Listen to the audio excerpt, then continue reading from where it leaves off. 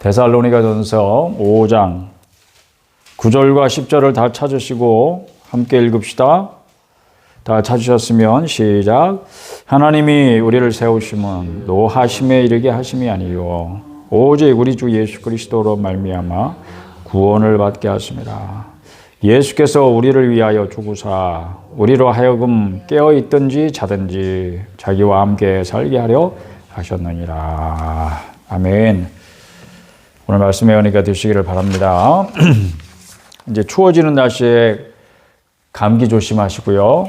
그리고 행락철이 되었어요. 이제 보니까 거리 나가 보니까 막 대형 버스들이 이리저리 많이 다니던데 야외 활동하실 때 안전사고 조심하시길 바랍니다. 오늘 신앙이 불가능한 시대, 우리의 신앙은 안녕한가? 이런 제목으로 말씀을 좀 나누려고 합니다. 우리가 살고 있는 시대의 특징을 가리켜서 어떤 사람은 신앙이 불가능한 시대라고 말합니다. 불행한 세대라는 뜻이다. 저는 그렇게 받아들였습니다. 의심하는 것은 좋아요. 왜냐하면 의심 많은 성격도 있고 또 아무거나 다 믿어서는 안 된다는 아주 당연한 이유 때문에 의심해 보는 것은 얼마든지 좋습니다. 하나님께서 그것도 허용하시니까. 그렇지만 의심하는 것을 지나 믿을 수 없다? 이건 정말 불행이다. 저는 그렇게 받아들였습니다. 이 시대가 불행한 시대라는 뜻도 되고 내가 살고 있는 이 시대의 사람들이 그런 불행한 시대를 살고 있다. 그런 안타까운 마음이 저에게 있습니다. 그리고 또 한 가지 안타까운 마음, 낭만이 없다. 낭만이. 왜냐하면 모두가 인정하지는 않아도 사실은 우리에게는 믿음의 대상이 있어요. 그리고 그 믿음의 대상에게 바치는 찬사, 찬양, 시, 이게 모든 낭만의 근원이 되고 또 재료도 되잖아요. 근데 그게 없다. 낭만이 없는 시대다. 우리가 지나간 세대의 낭만을 상실했기 때문에 사실은 지금 어떻게 보면 이게 유행이라는 게 돌고 돌아서라게 받아도 낭만을 상실한 것에 대한 반작용 혹은 그 낭만이 있던 시대에 대한 그리움 이런 것들이 우리로 하여금 막 70, 80, 80, 90 벌써 30년 지나고 40년 지난 세대의 문화라든가 또 노래라든가 이런 것들 다시 이렇게 불러들이는 이유가 그만큼 우리가 지나간 세대보다도 낭만이 없어진, 낭만을 상실한 시대를 살고 있는 증거가 아닌가 그렇게 받아들인 거죠.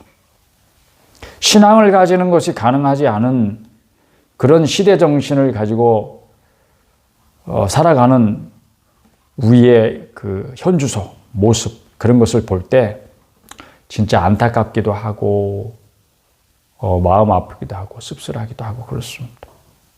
마치 유행인 것처럼 무신론과 과학 만능주의 또 유물론 사상을 가지고 세상을 살아보려고 애를 쓰는 모습들을 보니까 저 개인적으로만 그렇게 느끼는 건 아닐 것 같아요. 모든 또 목회자들이 함께 느끼는 그런 안타까운 마음일 것 같습니다.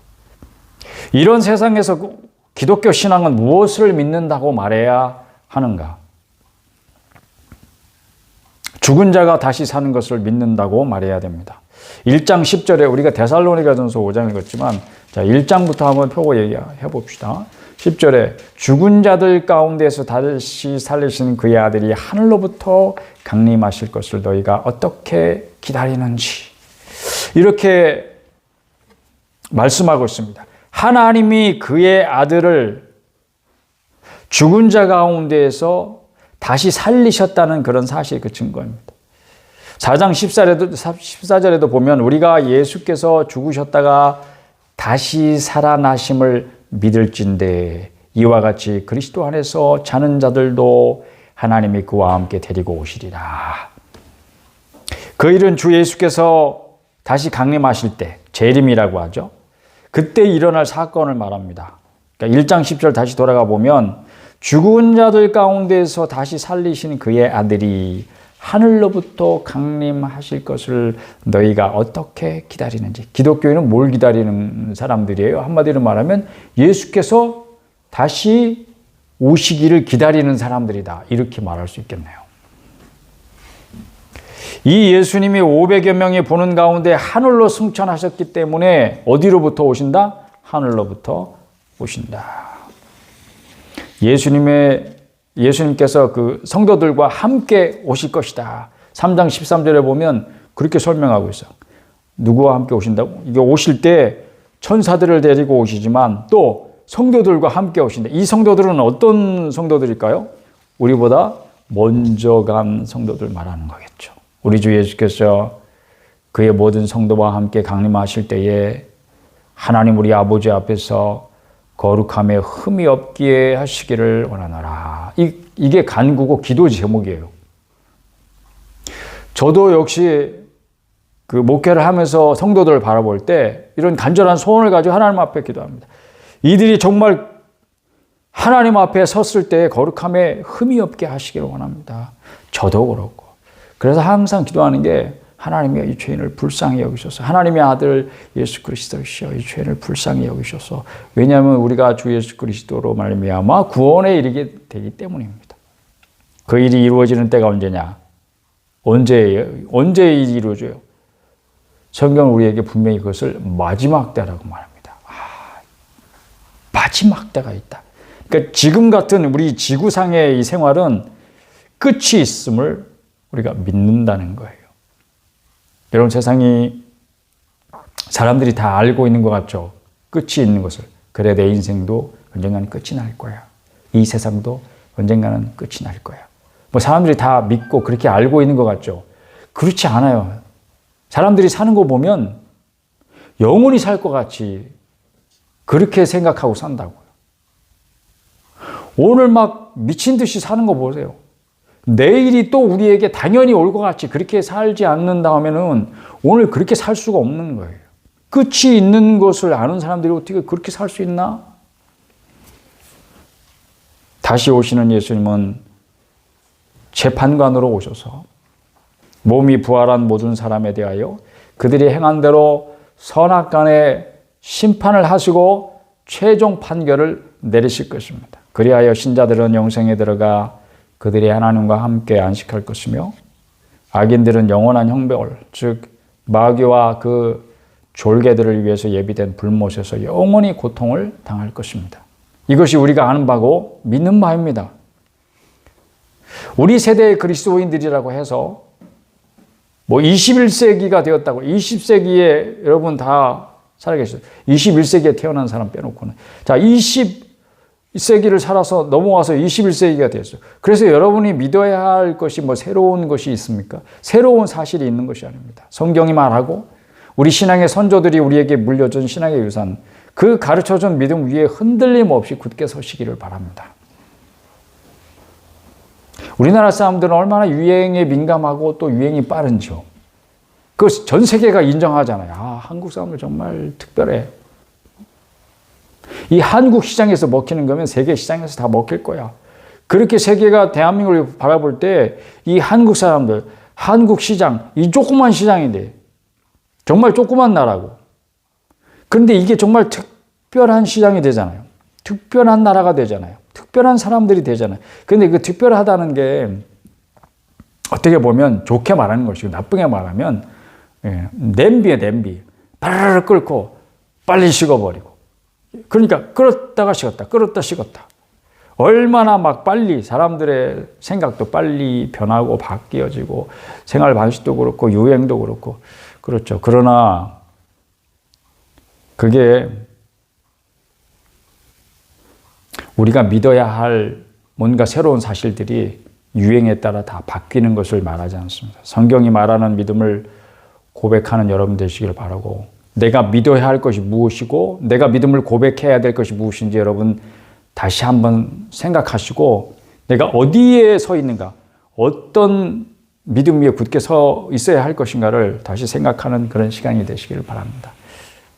그러면 우리가 그런 믿음을 고백하잖아요. 그런 믿음을 우리가 고백할 때 이 성경에 말하는 믿음, 이 신앙이 우리에게 어떤 영향을 미칩니까? 첫째로는 삶을 가치 있게 합니다. 데살로니가전서 5장 6절 가서 보실까요? 5장 6절부터 10절까지 한번 읽어 보십시다. 우리 9절 10절 읽었지만 6절부터 시작. 그러므로 우리는 다른 이들과 같이 자지 말고 오직 깨어 정신을 차릴지라. 자는 자들은 밤에 자고 취하는 자들은 밤에 취하되 우리는 낮에 속하였으니 정신을 차리고 믿음과 사랑에 호심경을 붙이고 구원의 소망에 투구를 쓰자. 하나님이 우리를 세우심은 노하심에 이르게 하심이 아니요 오직 우리 주 예수 그리스도로 말미암아 구원을 받게 하심이라. 10절. 예수께서 우리를 위하여 죽으사 우리로 하여금 깨어있든지 자든지 자기와 함께 살게 하려 하셨느니라. 깨어있든지 자든지. 이게 우리의 하루하루 생활이 자고 깨는 생활이잖아요. 그렇죠. 여러분의 일상의 제일 중심 문제 아세요? 자는 거예요. 그게 놀랍지 않아요, 여러분?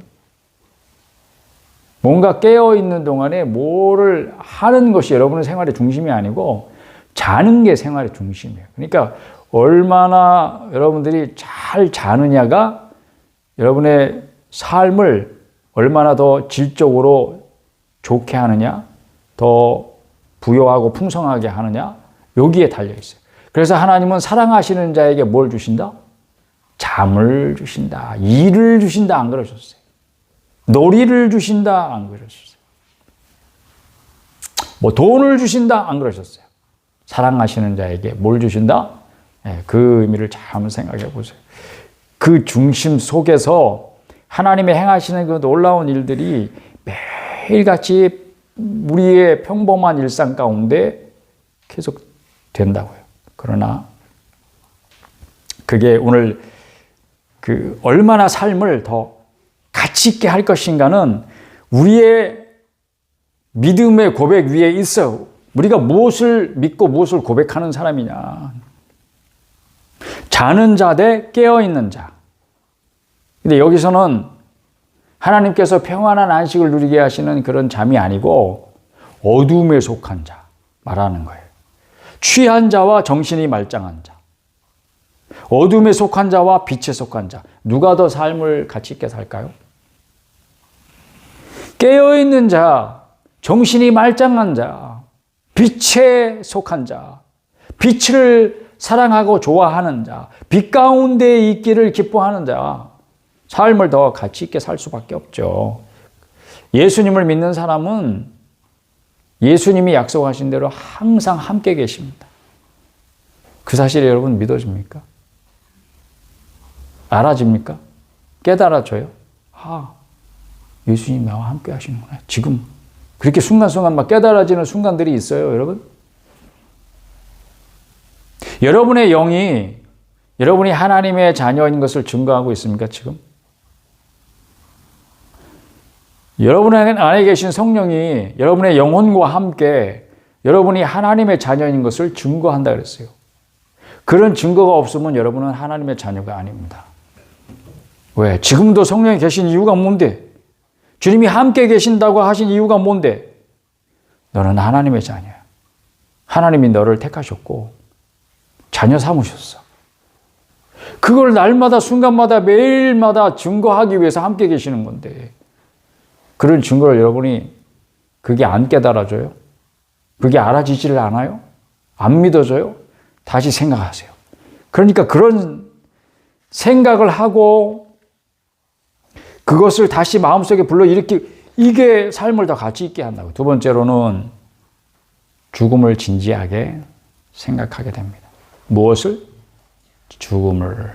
기독교 신앙을 고백하는 사람들의 삶에 미치는 영향 두 번째로는 죽음을 진지하게 생각하게 한다. 성경이 사람의 죽음에 대해서 말하죠. 예. 그리고 죽음 이후에 대한 것을 말하죠. 그렇지만 그런 이야기를 많이 하진 않아요. 그러니까 사람들이 궁금하잖아요. 야, 죽은 사람이 죽은 다음에는 뭐가 있을까? 어떤 일이 있을까? 죽으면 어떻게 될까? 뭐 이런 거 궁금해하는데 사실은 성경이 그걸 많이 말하고 있지 않아요. 그렇지만 그걸로도 충분해. 우리 4장 13절 한번 보십시다. 4장 13절. 뭐 읽어보실까요? 13절 14절 시작. 형제들아 자는 자들에 관하여는 너희가 알지 못함을 우리가 원하지 아니하노니 이는 소망 없는 다른 이와 같이 슬퍼하지 않게 하려 함이라. 우리가 예수께서 죽으셨다가 다시 살아나심을 믿을진데 이와 같이 예수 안에서 자는 자들도 하나님의 구와 함께 데리고 오시리라. 죽음에 대해서 진지하게 생각할지라도 그냥 사람이 이렇게 상상하는 거 있어요. 이렇게 될 거야, 이렇게 저렇게 될 거야. 소설 쓰고 있잖아요. 그런 소설도 있고 죽음 이후의 세계에 대해서 스토리를 만들어내는 사람들이 있습니다. 그러나 그거 다 소설이고 소망 없는 사람들 같이 슬퍼하지 말아라. 이 말로 우리 신자들을 위로하고 있습니다. 성경이. 왜냐하면 그런 자는 것 같이 언젠가는 깨게 되는 날이 올 것이다. 그 말을 하고 있는 거예요. 신자들은 죽음을 슬퍼할 것이 아니라 우리에게는 소망이 있다. 예수 안에서 자는 자, 즉 예수님 믿고 죽은 자들은 예수님께서 강림하실 때에 같이 데리고 오신다. 그러면 우리는 사랑하는 이들을 죽음으로 잃은 것 같지만 결국은 재회하는 기쁨을 누리게 될 것이다. 예수님께서 오실 때에 살아남아 있는 신자들은 어떻게 된다? 예수님께로 올려져서 공중에서 주를 영접하게 될 것이다. 예수님께서 강림하실 때 어디로 강림하신다고? 공중으로 강림하신대, 공중으로. 그리고 살아남아 있는 자들은 어디 가서 주님을 영접하게 된다고요? 공중에서 주님을 영접하게 됩니다. 근데 사실은 성경이 말하고 있는 것을 문자적으로 해석하면 곤란한 부분들이 많이 있어요. 이거는 하나의 비유고 상징이에요. 진짜 물리적인 공간인 어떤 공중에 들려 올라가고 어떤 공중에 따로 주님을 위한 처소가 마련되는 건지 우리는 그걸 알 수 없어요, 여러분. 그거에 대해서 성경이 자세하게 말하고 있지 않으니까 궁금하지만 참으셔야 돼요. 그거에 대해서 야, 그건 바로 이런 거야, 내가 가르쳐 줄게. 그런 사람 괜히 귀가 솔깃해가지고 따라가지 마시고, 귀가 얇은 자가 되지 마시기를 바라고, 주님이 오시면 알게 되잖아요. 이 말 여러분에게 위로가 되시기를 바랍니다. 이 말로 위로하려고 지금 사도가 데살로니가 성도들에게도 이 말을 전하는 거예요. 죽은 자들에 대해서 굉장히 궁금해한 것 같아요, 이 교인들이.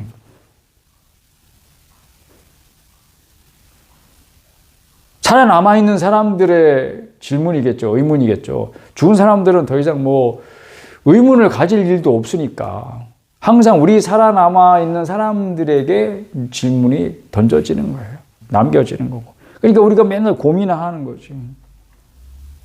고민이나 하는지 몰라. 제가 괜히 여러분에게 고민거리를 던져주는 것 같습니까? 그게 아니고 좀 더 확신에 과하시면 좋겠습니다. 그리고 주님의 위로를 받으시면 좋겠습니다. 그거죠. 예수님께서 오실 때 우리가 어떻게 될 것을 분명히 아는 것이, 그것을 생각하고 있는 것이 우리에게 얼마나 큰 위로가 될 것이냐. 이게 결말이에요. 그리하여 항상 주와 함께 있으리라. 이게 결말이야. 주님은 지금도 항상 함께 계시고, 함께 계시는 이유가 나와 항상 함께 계시기 위해서입니다. 할렐루야. 기독교인은 죽음을 두려워할 필요가 없고 또 죽음에 대해서 깊이 묵상할 것도 없어요. 여러분이 철학할 거 아니면, 철학자로 밥 벌어먹고 살 거 아니면 여러분 죽음을 너무 깊이 묵상하지 마세요. 왜냐하면 성경 통틀어서 죽음에 대한 이야기가 그렇게 많지 않다는 것은 너희들 죽음에 대해서 깊이 고민하지 마라, 이런 뜻도 되겠죠. 다만 진지하게 생각하는 것은 왜 그러냐, 죽음으로써 인생이 끝나는 것이 아니고 그 후에 심판이 있다는 것을 분명히 알고, 그리고 살아있을 때를 더욱 잘 살게 하고자 하는 것입니다. 그래서 우리가 참된 신앙의 고백이 기독교인으로서의 우리의 삶에 영향을 미치는 그 두 번째는 죽음을 진지하게 생각하게 된다. 그렇게 말씀을 드리는 거예요. 세 번째는 일을 열심히 하게 합니다. 당연한 거죠. 우리 4장 11절,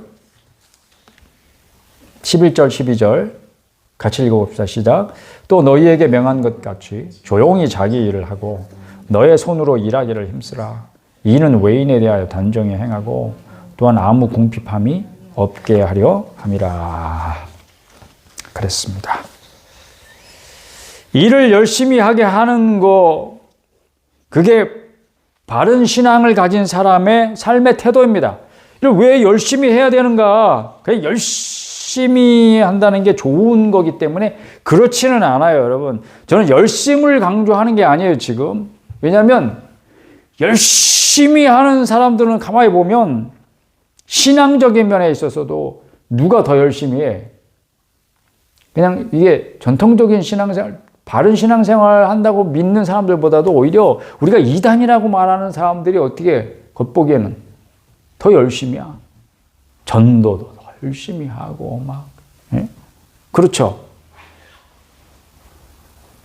그러니까 뭔가 열심히는 하는데 방향이 잘못됐어. 열심히는 하는데 목적이 잘못됐어. 열심히는 하는데 동기가 잘못됐어. 그러면 이 사람은 열심히 하면 할수록 마치 사람이 이렇게 늪에 빠졌을 때 막 거기서 빠져나오려고 막 힘을 주고 안간힘을 쓰고 막 발악을 하고 하면 할수록 더 빨리 그 늪에 막 빠져드는 것과 같이 열심히 하면 할수록 더 잘못될 가능성이 더 많아요. 그리고 더 완고해지고 그리고 거기서 또 빠져나오기가 더 어려워지고 그러면 그 사람의 마음은 어떻게 되냐면 내가 죽을지언정 여기서 나는 승부를 걸겠어. 막 이렇게 돼. 다른 사람들이 막 100만 명이 모여들어서 그거 잘못된 거고 거기서 나와야 돼. 그래서 그 사람 아니야. 난 여기서 승부를 걸 거야. 이렇게 돼버려. 사람이 참 희한하지만 야, 너 잘못됐어. 거기가 아니고 여기가 바른 길이야. 그런다고 아유 고마워. 얼른 여기서 빠져나와서 바른 길로 가야 되겠네. 이런 사람 봤어요? 사람이 그렇게 되지를 않더라고요.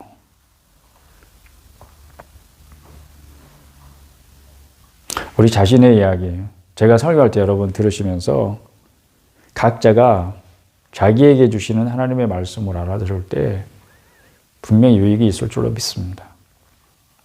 남에게 하는 게 아니고 다른 사람 누군가 생각하지 마시고 그냥 나한테 주는 하나님 말씀이다. 내가 오늘 뭘 붙들어야 될까? 이런 마음으로 말씀을 들을 때 은혜가 될 줄로 믿습니다.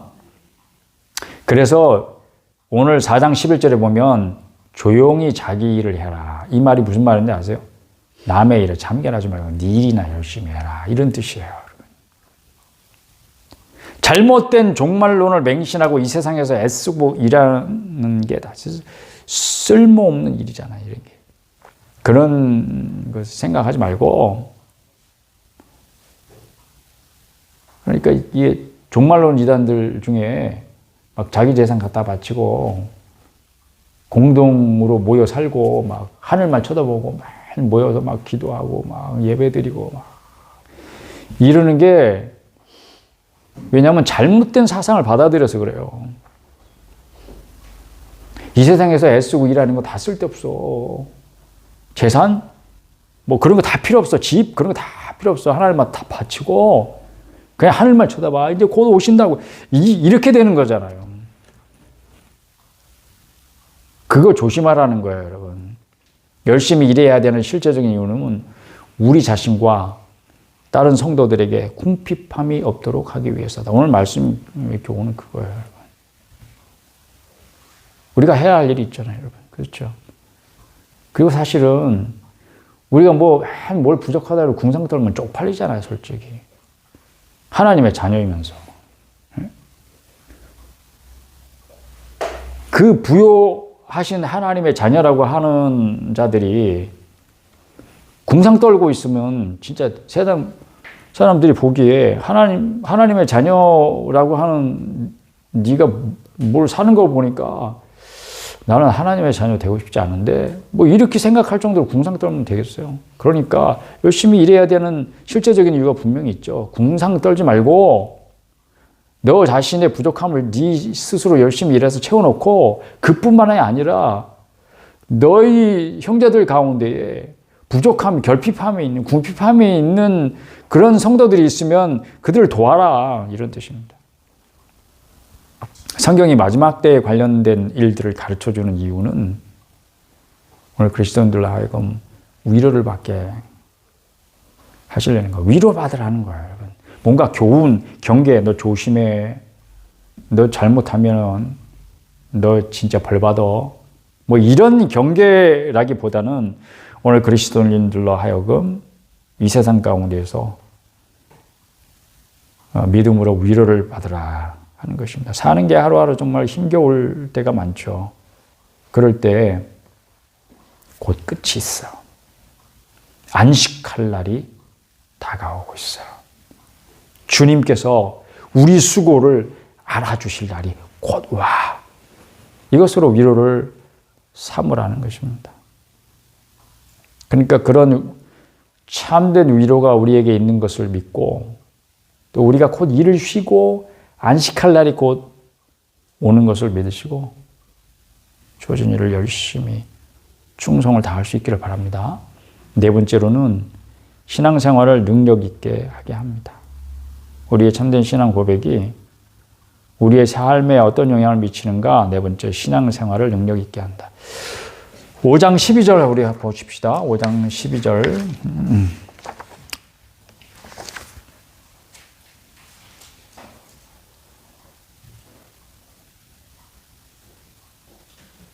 12절부터 쭉 읽어보실까요? 형제들아 우리가 너희에게 구하노니 너희 가운데에서 수고하고 주 안에서 너희를 다스리며 권하는 자들을 너희가 알고 그들의 역사로 말미암아 사랑 안에서 가장 귀히 여기며 너희끼리 화목하라. 또 형제들아 너희를 권면하노니 게으른 자들을 권계하며 마음이 약한 자들을 격려하고 힘이 없는 자들을 붙들어 주며 모든 사람에게 오래 참으라.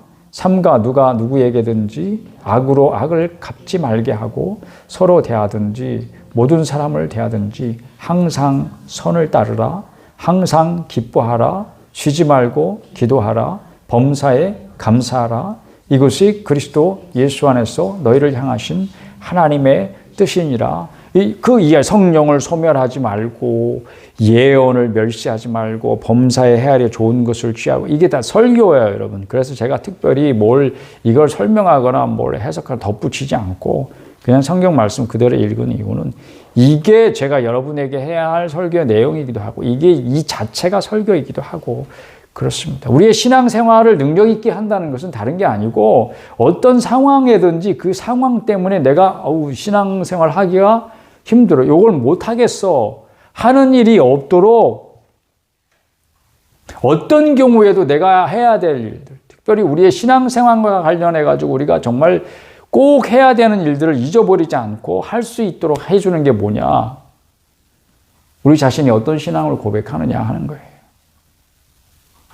그래서 우리가 믿는 바가 정말 중요한 거예요. 그리고 우리의 신앙 고백 중요한 거예요. 우리가 사도신경으로 신앙 고백하겠습니다. 제가 예배인도 할 때 이렇게 하거든요. 그러니까 사도신경이 우리의 신앙을 고백하는 공개적인 선언이에요. 거기에 다 담겨 있다는 게 아니에요. 그냥 요약이에요. 그렇지만 하나님 말씀을 우리가 볼 때 우리가 힘써서 해야 될 일들은 분명히 우리가 알고 있고 가르침을 받았어요. 먼저는 우리가 신앙생활을 더 능력 있게 하도록 주님께서 도우시는 것을 믿으시기를 바랍니다. 그렇게 우리를 도우시기 위해서 우리에게 보내주신 자들이 있어요. 그게 목회자들이에요. 교사들이에요. 여러분의 신앙생활과 성장을 위해서 수고하는 사람들을 귀히 여기시기를 바라요. 그 말씀의 교훈이잖아요. 서로 화목하세요. 성경의 교훈을 가지고 서로 격려하세요. 그리고 여러분 무엇보다도 여러분 자신의 신앙을 돌보세요. 여러분이 돌보지 않으면 여러분 다른 사람이 돌보는 것들은 한계가 있어요. 조심해. 다쳐. 거기 가면 안 돼. 거기 빠져. 뭐 옆에서 한만 그래 보세요. 여러분의 마음을 굳게 닫고 누구의 말도 듣지 않으려고 하면 얼마든지 그렇게 살 수도 있거든요. 신앙의 공동체 안에서도 그런 일 벌어지잖아요. 그러니까 여러분 자신이 가지고 있는 신앙을 자기 자신이 존중하지 않으면 다른 사람도 여러분의 신앙을 존중하지 않는다는 지난주 저의 설교의 말씀을 여러분의 신앙의 영역에 그대로 적용을 한번 해보세요. 여러분이 신앙을, 자기 자신이 가지고 있는 신앙을 존중하지 않는데 다른 사람이 어떻게 존중하기를 바라요? 여러분이 가지고 있는 이 기독교 신앙이 정말 귀하면 여러분이 귀하게 여겨보세요. 여러분이 얼마나 귀하게 여겨요? 금보다 더? 여러분의 일보다 더? 여러분이 귀하게 여기는 그 어떤 것보다도 더 여러분이 가지고 있는 신앙을 더 귀하게 여겨보세요. 그러면 다른 사람들도 여러분이 가지고 있는 신앙을 함부로 조롱하지 않을 거예요. 물론 조롱하는 사람들이 있어요. 근데 그런 사람들 신경 안 쓰면 돼. 오히려 우리가 축복하고 기도하면 돼. 안타까운 마음을 가지고. 저들도 우리와 같기를. 내가 가진 이 비밀을 저들도 가지게 되기를. 이렇게 기도하면 되잖아요. 그러나 중요한 건 여러분 자기 자신의 신앙을 돌보시라는 거예요. 그걸 귀하게 여기시라는 거예요. 다시 한번 말씀드리지만 여러분이 귀하게 여기지 않는 것을 다른 사람들 귀하게 여기지 않을 거예요. 그게 세상의 법칙이에요. 하나님이 그렇게 만드셨어요. 세상이 그렇게 만든 게 아니고 하나님이 그런 법칙 안에서 살아가도록 우리를 만드셨어요. 그래서 무엇보다도 항상 기뻐하고 기도하고 범사에 감사하세요. 성령의 은사를 사모하고 더 좋은 은사를 구하세요. 악은 어떤 모양이라도 버리세요. 여기다도 뭐 덧붙일 게 없네요. 성령님은 항상 우리에게 더 좋은 것을 주시기를 기뻐하셔서 하나님의 마음을 표현하십니다. 그럴 때 여러분들은 반응을 보여야 돼. 순종하는 것이 반응이에요. 여러분. 성령의 충동, 성령의 인도, 성령의 감동에 대해서는 유일한 반응이 바로 순종이죠. 순종하는 반응을 보이지 않는 모든 순간이 여러분 불순종이에요. 그리고 불순종은 곧 불신앙이에요. 그러니까 우리의 믿음의 고백은 믿음의 고백으로 끝나는 것이 아니고 그 고백대로 살아내는 거죠. 그러면 삶과 신앙의 일치가 되는 거예요. 삶과 신앙이 분리되는 것은 우리는 생각할 수 없어요. 성경은 그런 개념 자체가 없어요. 만약에 우리의 삶이 그렇게 된다면, 우리가 말하는 거하고 행동하는 것이 다르다면 그것은 우리의 책임이에요. 왜냐하면 교회는 그렇게 가르친 적이 없거든. 성경은 그렇게 말한 적이 없거든. 누구도 그렇게 가르치지 않거든. 그러니까 다른 누군가에게 책임 넘길 수 없어요. 내가 마귀한테 속아서 그래요. 그렇게 말할 수 없단 말이에요. 결론입니다, 여러분. 여러분을 부르신 이가 또한 이루실 것입니다. 하나님이 여러분을 부르셨잖아요. 그러니까 하나님이 이루십니다. 그러니까 그걸 믿는 거예요. 우리가 하는 일은 사실은 믿는 게 다예요.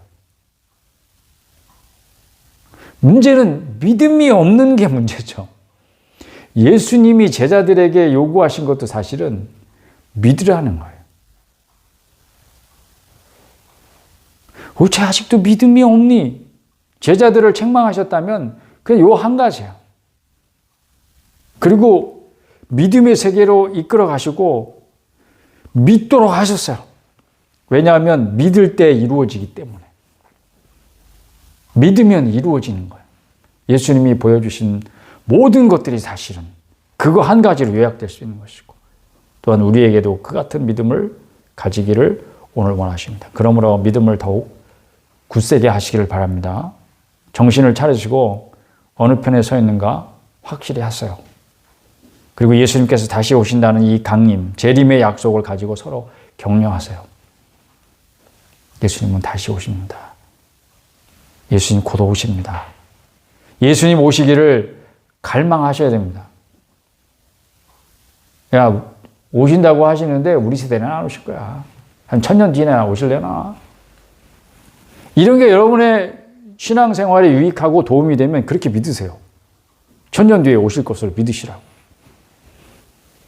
그렇지만 천년 뒤를 바라보면서 일하셔야 돼요, 여러분. 오늘 내가 입에 풀칠하는 것도 지금 바빠 죽겠는데, 뭐 천년 뒤에 일이 어떻게 됐지? 뭐 내가 알 게 뭐야? 이거는 세상 사람들의 사고방식이고,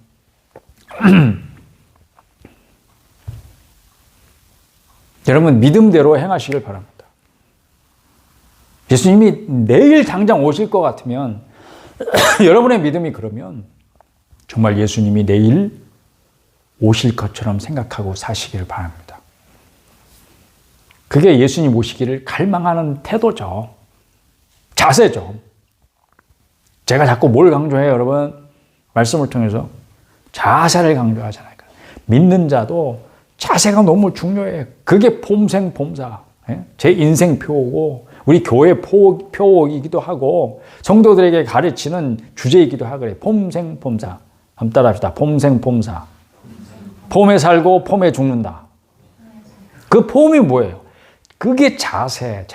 믿는 자의 자세. 신앙의 자세. 어떤 자세를 가지고 세상을 바라보고 내 삶을 바라보고 살 것인가. 그게 폼생폼사. 우리 다 폼에 살고 폼에 죽으시기를 축복합니다. 말이 웃기는 것 같지만 사실 여기 깊은 뜻이 있어요. 잘 생각해 보세요.